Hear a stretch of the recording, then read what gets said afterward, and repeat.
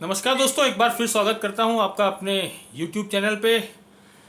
दोस्तों, Indore railway station का development, जिसका इंदौर वासियों को बहुत लंबे समय से इंतज़ार है, और तो इसको लेके लगातार मेरे पास जो भी मेरे वीडियोस हैं तो उस पर कई बार कई व्यूवर्स की कमेंट आ रही थी कि उसको लेके क्या अपडेट है।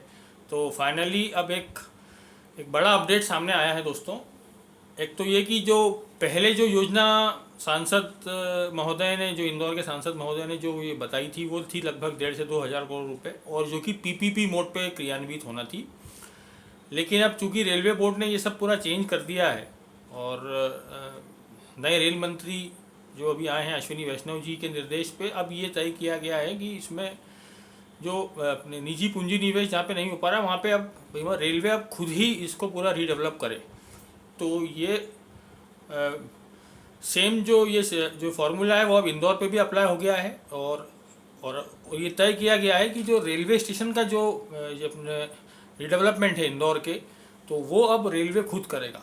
तो स्वाभाविक रूप से रेलवे के पास तो बिल्कुल अथाह रेलवे स्टेशन है जिनको ये अपना रीडेवलपमेंट जिनका करना है, और फंड जो है वो एक लिमिटेड क्वांटिटी में है। तो दोस्तों, अभी जो मेरे पास जो जानकारी आई है कि जो इंदौर रेलवे स्टेशन के लिए 450 करोड़ रुपए का एक रीडेवलपमेंट का जो प्लान है, वो एक उस पर बहुत मतलब फाइनल स्टेज पे है। और अभी पिछले दिनों रतलाम रेल मंडल में जो इसका प्लान बनाने वाले कंसल्टेंट ने, जो आला अधिकारी हैं, उनके समक्ष एक प्रेजेंटेशन भी दिया है, और करीब करीब इसको ये फाइनल कर दिया गया है। तो दोस्तों, ये चीज़ एक तो क्लियर हो गई कि अब 450 करोड़ रुपए में इंदौर स्टेशन का रीडेवलपमेंट होगा। दोस्तों, रीडेवलपमेंट क्यों ज़रूरी है इंदौर का? एक तो बहुत ज़्यादा ट्रेनें हो गई हैं, और दूसरा यात्रियों के लिए एक वो जो पुराना जो सब पूरा जो वो ढर्रा चल रहा था, ये बिल्कुल आड़े टेढ़े प्लेटफॉर्म हैं, सरपीले। दूसरा, पैसेंजर एमिनिटीज़ कोई बहुत ज़्यादा नहीं है, छोटे छोटे से वेटिंग रूम्स हैं। जबकि अब जो ज़रूरत है वो सब बड़े बड़े कॉन्कोर्स की है, बड़े बड़े वेटिंग एरिया की है। क्योंकि इंदौर जो है वो मध्य प्रदेश का सबसे बड़ा शहर है, और यहाँ से ओरिजिनेटिंग ट्रेनों की संख्या जो है वो काफ़ी है। वो या तो इंदौर से चालू होने वाली ट्रेनों की संख्या हो, या महू से भी अब काफ़ी ट्रेनें जो ये चालू हो रही हैं। तो इसको देखते हुए और भविष्य की संभावनाओं को देखते हुए अभी ये प्रॉब्लम आ रही थी कि न तो ट्रेनों की संख्या बढ़ाने की स्थिति इंदौर में अब, क्योंकि रेल अधिकारी अब हाथ खड़े कर चुके हैं कि इंदौर से अब हम नई ट्रेनें जो हैं बहुत ज़्यादा संख्या में चालू नहीं कर सकते। यही वजह है कि कुछ ट्रेनों को अब महू में वहाँ पे टर्मिनेट किया जा रहा है इंदौर की बजाय। तो अब दोस्तों, मैं वापस प्लान पे लौटूँ तो ये जो प्लानिंग है, तो स्वाभाविक रूप से 450 करोड़ रुपए में कुछ एरिया जो है वो जो प्लेटफॉर्म नंबर 1 के जो बाहर की तरफ का है वो भी लिया जाएगा, जो रोड के पार है, सरवटे रोड के जो पार वाली जो रेलवे की जो ज़मीन है, जहाँ पे रिजर्वेशन ऑफिस हैं, जहाँ पे क्वार्टर्स हैं रेलवे कर्मचारियों के या बड़े अधिकारियों के, पुलिस वालों के, तो इन सब क्वार्टर्स की ज़मीन भी ली जाएगी। और जो भी एक पूरा व्यवस्थित प्लान जो जीएम लेवल से अप्रूव होगा, और फिर अब रेलवे अब इसको ये खुद करेगा।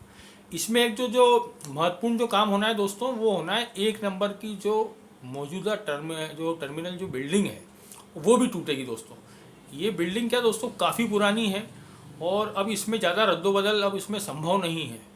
और तो अब ये तो रेल अधिकारियों को पहले ही पता था कि यदि अब अगर यहाँ कुछ बदलाव करना है मेन टर्मिनल बिल्डिंग में, तो इस बिल्डिंग को पूरी को टर्मिनल बिल्डिंग को पूरा तोड़ना पड़ेगा, डिसमेंटल करना पड़ेगा। तो ये भी एक इसमें मतलब इसमें सैद्धांतिक सहमति ये इस बात की बन गई है, और अब इसी दिशा में सोचते हुए रेलवे अब आगे का काम कर रहा है।